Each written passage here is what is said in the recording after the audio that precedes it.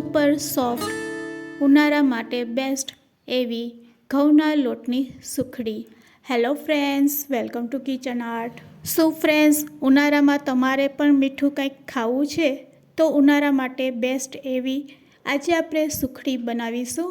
આ સુખડી માટે આપણે ફક્ત 3 ઇન્ગ્રેડિયન્ટ્સની જરૂર પડશે. મારી શીખવાડેલી ટિપ્સ સાથે જો તમે આ સુખડી બનાવશો તો એકદમ મહોવાના પ્રસાદ જેવી જ સુખડી બનશે. તો ચાલો બધી ટ્રીક અને ટિપ્સ સાથે આજે આપણે સુખડી બનાવતા શીખીશું. રેસીપી સારી લાગે તો લાઈક અને શેર કરજો. મારી ચેનલ ઉપર નવા હોય અને મારી ચેનલને હજુ સબસ્ક્રાઈબ ન કરેલ હોય તો સબસ્ક્રાઈબ કરી બાજુનું બેલ બટન દબાવવાનું ભૂલશો નહીં, જેથી કરીને તમને મારા નવા વિડીયોનું નોટિફિકેશન મળતું રહે. તો અહીંયા પરફેક્ટ માપ માટે આપણે ઘઉંનો લોટ 2 વાટકી લઈ લેશું. તે જ વાટકીના માપથી અહીંયા 1 વાટકી આપણે ઘી લેવાનું છે અને 1 વાટકી જેટલો ગોળ લેવાનો છે. અહીંયા મારો ગોળ નરમ છે. તમારે કઠણ ગોળ લેવો હોય તો ચાકુથી કટકા કરીને 1 વાટકી જેટલો ગોળ લેવાનો છે. હવે આપણે સૌથી પહેલાં થાળીને આ રીતે તેલ અથવા તો ઘીથી ગ્રીસ કરી લેશું. તેલ અથવા ઘીથી ગ્રીસ કર્યા પછી તેને સાઈડમાં રાખી દેશું. હવે આપણે ગેસ તરફ જાશું અને એક કડાઈમાં આપણે જે ઘી કાઢેલું છે 1 વાટકી જેટલું તે એડ કરી દેશું. બધું ઘી આપણે આ રીતે સારી રીતે લઈ લેવાનું છે વાટકીમાંથી અને પછી ગેસની ફ્લેમ ચાલુ કરવાની છે. તો હવે ગેસની ફ્લેમ ચાલુ કરીશું અને ઘીને મેલ્ટ કરીશું.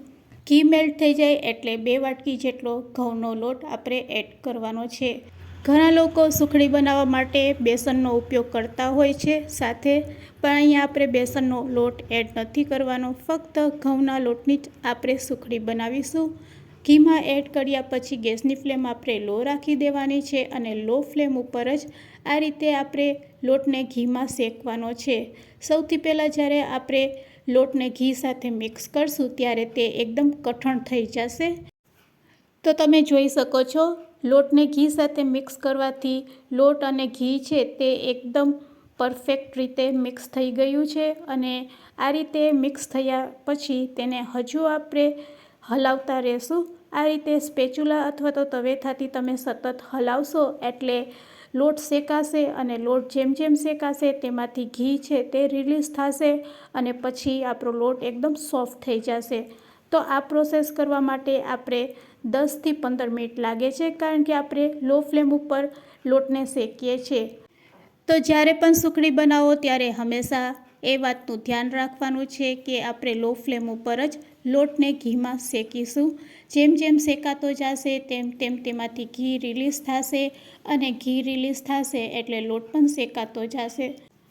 તો અહીંયા આપણે સતત હલાવીને જ સુખડીને તૈયાર કરવાની છે. જો તમે સતત હલાવશો નહીં તો લોટ છે તે તળિયે ચોંટી જાય છે અને તેના કારણે સુખડી છે તે કડવી લાગે છે. આવું ન થાય એટલે આપણે આ રીતે લો ફ્લેમ ઉપર 10થી 15 મિનિટ માટે સતત તેને હલાવતા જઈશું અને શેકી લેશું.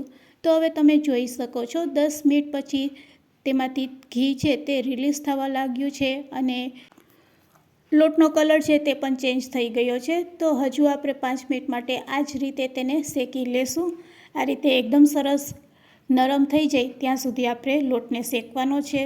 તો હવે તમે જોઈ શકો છો 15 મિનિટ પછી આપણો લોટ પણ સરસ શેકાઈ ગયો છે અને તેમાંથી ઘી પણ રિલીઝ થઈ ગયું છે. તો બસ હવે આપણે ગેસની ફ્લેમ બંધ કરી દઈશું. ગેસની ફ્લેમ બંધ કર્યા પછી તેને આપણે 1 મિનિટ માટે આ રીતે હલાવી લેશું એટલે સુખડી છે તે થોડીક ઠંડી થઈ જાય અને થોડીક ઠંડી થઈ જાય પછી તેમાં આપણે ગોળ એડ કરવાનો છે. તો આપણે સુખડીને થોડીક ઠંડી કરી લીધી છે. એકદમ ઠંડી ન થઈ જાય તેનું ખાસ ધ્યાન રાખવાનું છે. નવશેકેવું ગરમ હોય ત્યારે આપણે ગોળ એડ કરવાનો છે. તો અહીં આપણે 1 વાટકી જેટલો ગોળ લીધેલો છે તે બધો જ ગોળ આપણે સુખડીમાં એડ કરી દઈશું. સુખડીમાં ગોળ એડ કર્યા પછી ફરીથી તેને સ્પેચ્યુલાથી આ રીતે મિક્સ કરી લેશું. ગોળને સુખડી સાથે મિક્સ કરી દેશું એટલે એકદમ ધીરે ધીરે તે કઠણ થાય છે. તો તમે જોઈ શકો છો, સુખડીમાં જેમ જેમ ગોળ મિક્સ થતો જાય છે તેમ તેમ સુખડી આપણી તૈયાર થતી જાય છે. બસ આ પ્રોસેસ 2 મિનિટ કરશો એટલે સુખડી આપણી તૈયાર છે.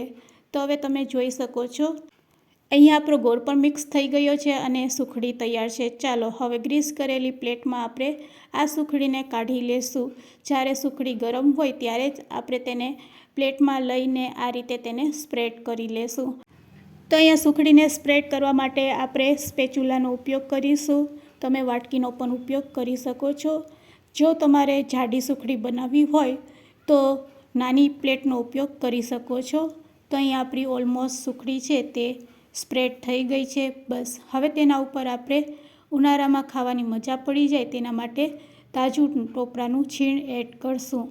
જો તમારી પાસે તાજું ટોપરાનું છીણ હોય તો તે એડ કરી શકો છો, નકર સ્કીપ પણ કરી શકો છો. ઉનાળામાં પેટને ઠંડક આપે તેવી વરિયાળી અને ગુલાબની પાંખરી પણ તમે આ રીતે જ નારિયેળના છીણની જેમ ઉપરથી સ્પ્રેડ કરીને તેને એડ કરી શકો છો. તો હવે આપણે તેને ચાકુથી કટ કરી લેશું. ચાકુથી કટ કર્યા પછી થોડીક વાર માટે તેને રેસ્ટ આપીશું. રેસ્ટ આપ્યા પછી અહીં આપણી સુખડી છે તે તૈયાર થઈ ગઈ છે. તો હવે હું તમને કાઢીને પણ બતાવું છું કે આપણી સુખડી છે તે કેવી તૈયાર થઈ છે. મોઢામાં મૂકતા જ ઓગળી જાય તેવી એકદમ સોફ્ટ સુખડી તૈયાર થઈ છે. કાઢવામાં પણ ખૂબ જ સહેલાઈથી નીકળી આવે છે, તમે જોઈ શકો છો. અને કટ કરીને પણ બતાવું છું કે આપણી સુખડી છે તે કેટલી સોફ્ટ તૈયાર થઈ છે. તો ફ્રેન્ડ્સ, એકદમ સોફ્ટ એવી મહુવાના પ્રસાદ જેવી સુખડી તૈયાર છે. તો સુપર સોફ્ટ ઉનાળા માટે બેસ્ટ એવી સુખડી તૈયાર છે. તો ફ્રેન્ડ્સ, આજની આ રેસીપી તમને કેવી લાગી તે કમેન્ટ્સમાં જરૂરથી કહેજો. રેસીપી સારી લાગી હોય તો તમારા ફ્રેન્ડ્સ, મિત્ર અને ગ્રુપમાં શેર કરવાનું ભૂલશો નહીં.